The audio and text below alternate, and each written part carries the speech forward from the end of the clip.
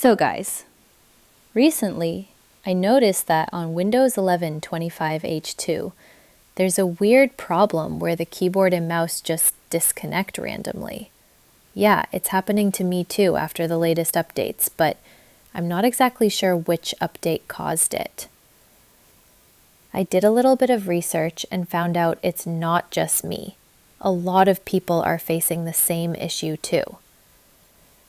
Anyways, the main thing is it's fixable. On the welcome screen, most of the time my Bluetooth keyboard just disappears. What I usually do is switch my Bluetooth keyboard to wireless mode since it supports both. But if yours doesn't, don't worry. Simply turn off your keyboard and turn it back on. Usually, just switching the connection works for me, so hopefully it'll fix it for you too. Now, let me clear one more thing. Sometimes when you install GTA 5 or other Steam games that come with their own anti-cheat system, like Easy Anti-Cheat, that can also cause conflicts.